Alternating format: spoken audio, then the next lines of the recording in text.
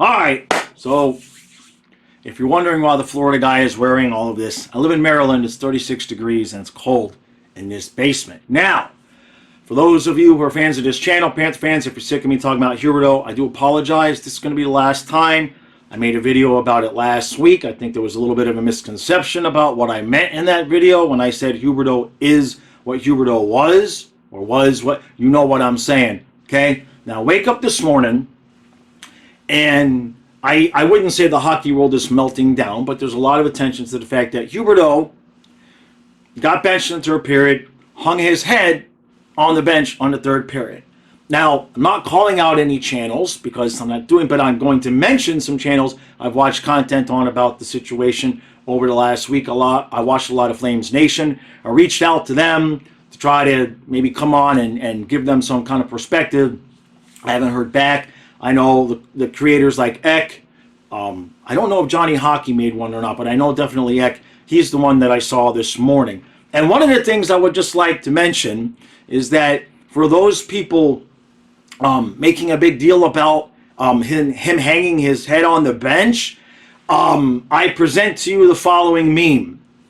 Now, what this meme is this is a fan of the channel made this, and it's a mashup. But if you notice, there's Jonathan Huberdeau hanging his head on the bench in a Florida Panthers uniform.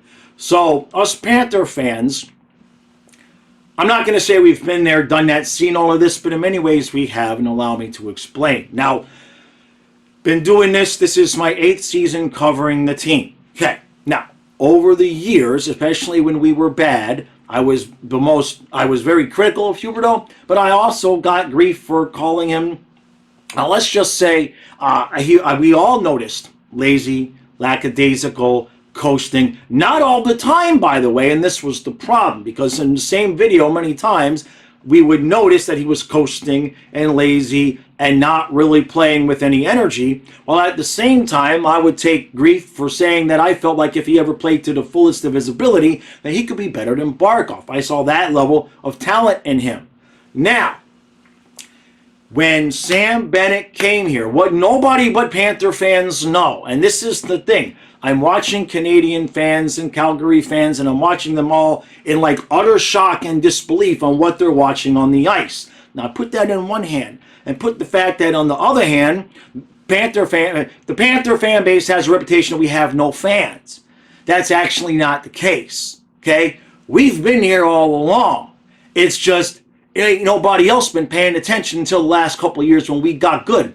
So all of those years when we were really that good, and we all noticed Huberdeau would coast and take days off, take shifts off, whatever you want to call it, the only ones paying attention were the Panther fans, and the only one calling him out at all, literally, was me. And that's part of the issue here, okay? Because he's not used to any kind of criticism. Like none, as in zero. Okay, to put not too fine a point on it, I was too critical of Ekblad. He blocked me. Okay, the way that the Panthers run their ship, especially with the new ownership, is if you want to cover the team, you are going to praise the team. If you do not praise the team at all times, you're not going to have access to the team, which is why I do not have access to the team. You follow? Now, what's going on now with Huberdeau? I'm not saying he was never good. I'm not saying that, but Barkov, Yager, and then especially Sam Bennett. When Sam Bennett arrived, before Sam Bennett arrived,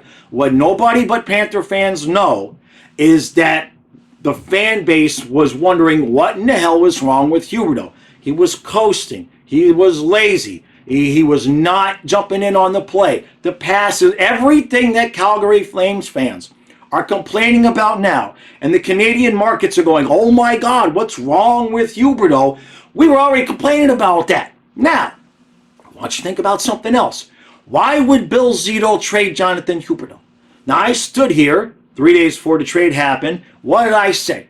I said if we called up Calgary and said, hey, Huberdeau, Uyghur, a prospect, and a first, and Calgary said, yes, I'd pull the trigger because I'd rather have 8 more years of Kachuk than 8 more years of Huberdeau. Now, why would somebody who's watched just about every game Huberdeau played say that?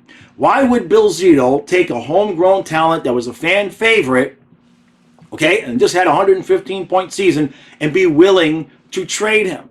All right? You have to think about this from the opposite. I mean, Kachuk wanted to leave. Huberdeau didn't want to leave. Okay, he can play it off all he wants, but if you think you've played what, 8, 9 seasons at that point in Florida, and you're waiting on a call for an extension, and you get a call that you're going to Calgary, that could break a guy. That can absolutely break a guy. So I can see from the Canadian marketplace, from their stance, how they think that he's playing like this because of the trade. No, he's playing like this because Calgary's players don't think that, I'm not going to call them ass, but you point to me, the Barkov, the Yager, the Bennett, the Duclair, okay? You point to me those guys on the Calgary Flames, and then you wonder why Huberdeau looks like this. It's because you guys want him to be creative. To who? To who exactly, okay? He had spent all those years with these guys, especially Barkov, creating a chemistry, all right? So, when Huberdeau, this is the second part to it, okay? When Huberdeau is not playing well, or things are not going well for the team, he is not a guy that is going to pick himself up or pick up the team and be the guy that leads the team. That is never going to happen. I stood here in 2016 and 17 and 18 and 19 and 20 and all the way up into the President's season and said, when is this guy going to turn it on and be the player that we need? When that happened was when Sam Bennett arrived. Clear distinction between Huberdeau before Bennett and Huberdeau after Bennett. He had Bennett the entire President's Trophy season, boom, 115 points. But then Kachuk became available, and Zito said, I don't know. I mean, I love Huberdeau, but Kachuk can make things kind of happen on his own, where Huberdeau needs all of the right guys around him. And that's just the way it is. So what I would say is that at this point, a bigger part of the problem for Huberdeau is the pressure that he's getting from constantly, and I will include myself in that in the last video that I made, because I guess I just wasn't clear enough. The constant pressure, the media pressure, the YouTube videos, the interviews, the pictures of him now all over again, putting his head down on the bench. That kind of body language is not new to you. This is nothing new.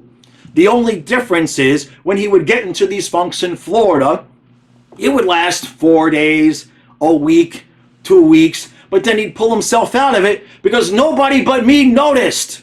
Well, I won't say nobody but me was really bitching about it. Nobody with a platform but me was bitching about it. Fans would notice, Twitter would notice, but as I get a comment all the time, I usually get comments from people going, Panthers have fans? Yeah, we have fans. We've been paying attention. It's been the rest of the league that ain't been paying attention to us until we got good recently. So that's why you see a lot of Panther fans. It's kind of mixed. It's kind of, look, we feel bad for the guy. Do we want him back? Where? I mean, not in the top 6, not when we're healthy, right? Who you taking off the ice for Huberdeau right now? I know, that's a whole nother story. That's not going to happen. The point here is that, and this is my message for the Canadian creators who have been all over this guy all the time. Okay, I'm seeing video after video. What's wrong with Huberdeau? What's wrong with Huberdeau? Hey, you're half of the reason. I'm sorry, but the constant pressure of negative attention that he's getting is too much. He didn't get that in Florida. He got me in front of Kermit bitching about him at night. Who cares, right? It's a fan. One fan, right? And a couple of people on Twitter. But most of the time, at least for the first few years, I would catch a lot of grief about calling him those names until people started to see it over and over and over again and say, yeah, maybe he needs to play better. He needs to play with more effort, with more heart. He's not going to do it on his own. He needs the right players around him. And you take a guy in his situation, you pluck him out of his comfort zone in Florida, and you plop him on Calgary, and you say, here's all this money, and you're the guy. And then people are making a bunch of videos wondering what the hell's wrong with the guy. He's just never been that kind of player.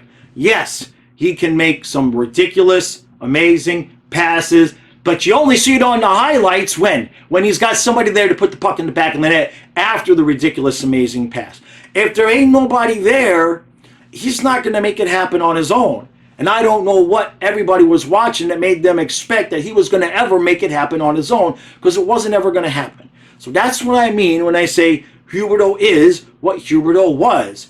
And as far as I can see, if you plopped him next to Barkov and Verhaeghe, I give him 2 minutes before he looks like vintage Huberdeau again. All right? This is not a Huberdeau problem. He is what he is. And what Calgary did was try to make the best that they could of the fact that Gaudreau and Tkachuk were leaving, and they got Huberdeau in, and they sold you all a bill of goods about the kind of player this guy was. And I'm sorry, he's not that player. He can be a very effective piece. He can be almost your most effective piece. But without the right players around him, this is what you get. And then when he feels that pressure and he gets too upset and he gets depressed, he's going to hang his head on the bench. And it's a terrible look for him. It sucks for the fans. It sucks all the way around. So maybe what we all should do is just back up. Just take a step back, take a breath, and just let the kid play, and then maybe get him some help. All right? And that's the last thing. Maybe get him some help. Now, I'm not knowledgeable on the intricate lineups of the Calgary Flames, but from what I see Flames fans, I do see a good portion of Flames fans saying similar things like, well, what do you expect? He doesn't have the same guys surrounding him. He's not going to do it on his own. He was never going to do it on his own. This is the last video I'm making about this, okay? I watched the kid's first game. I watched his first goal. I maybe missed 20 or 30 games over the whole course of his career while he was here, and nobody was more critical or gave more praise to him. I would call him out for being lazy, and I would get grief for that, and I would say I still think he has it in it to be better than Barkov, and I would catch grief for that. He's a special kind of player, but he needs special circumstances to be what he is. And right now, between the players on the ice and all the negative media attention he's getting in the Canadian media and here on YouTube, it ain't never going to happen. So everybody, myself included, like I said, last video about Huberdeau, just back up. Let the kid to play hockey.